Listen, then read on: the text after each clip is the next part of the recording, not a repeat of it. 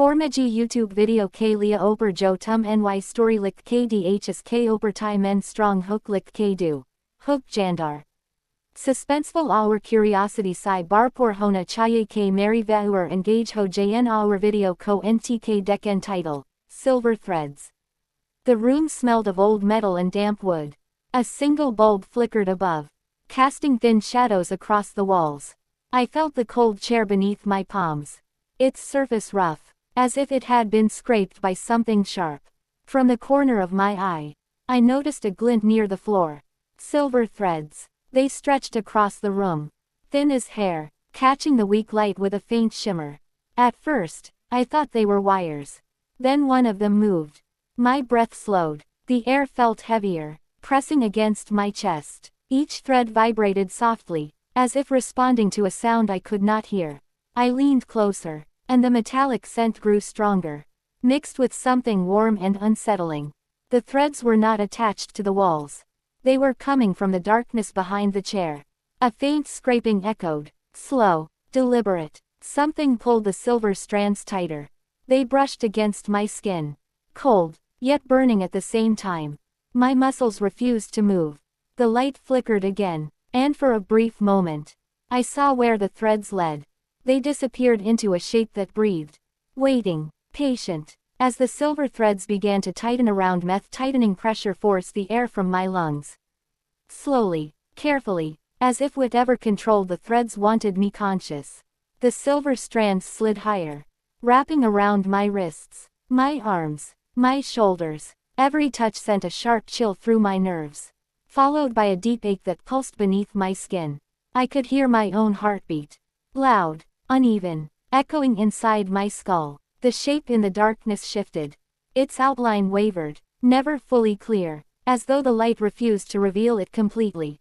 Another scrape followed, closer this time, dragging along the floor. Dust lifted into the air, catching the light, floating like ash. The silver threads trembled again, reacting to the movement, tightening with purpose. I felt them slide across my neck, resting just beneath my jaw.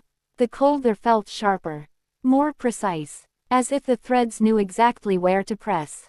A low sound filled the room. Not quite a voice, not quite a breath. It vibrated through the floor, through the chair, through my bones. The bulb above flickered wildly now, casting broken images across the walls. For brief moments, I saw reflections in the metal strands. Eyes, not mine. They opened and closed along the threads, watching, observing, blinking in slow rhythm. My stomach tightened. The scent in the room changed.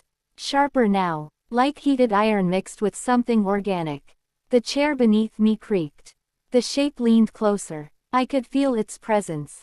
Heavy, commanding, filling every corner of the room. The threads pressed deeper into my skin. Not cutting, but sinking, as if my flesh was yielding willingly. A sudden warmth spread from the contact points, followed by a dull numbness. My fingers tingled, then fell silent. I tried to scream, but my throat produced only a shallow rasp. The silver strands along my neck vibrated again, responding instantly, tightening just enough to stop the sound. The shape made another sound, closer to satisfaction this time. The bulb burst. Darkness swallowed the room, but the threads remained visible, glowing faintly like moonlight. They illuminated the figure at last. Its surface looked layered, woven together from countless strands like the ones binding me. No face, only shifting patterns where features should have been. The threads that held me pulsed, syncing with the movement of the creature. I realized then, they were extensions of it, living fibers, guided by intention. One strand slid upward, brushing across my cheek, lingering near my eye. Images flooded my mind, not memories, but sensations. Cold rooms, silent screams, bodies bound in silver light. The creature leaned closer, until the glow of the threads reflected across my vision.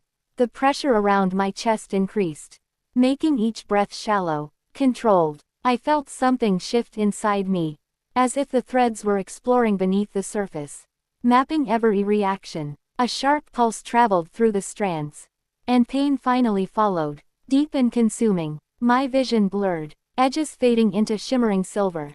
The room seemed farther away now. As though I was sinking into the chair. Into the floor. Into the threads themselves. The creature paused, holding still, as if listening. The strands tightened one by one. Methodical, deliberate. I felt a tug at my spine. Not physical, but internal, like something being drawn outward. The silver glow intensified, filling my vision completely. The last thing I felt was the threads pulling closer to my skin. Aligning, merging, preparing for something irreversible. The pressure suddenly eased.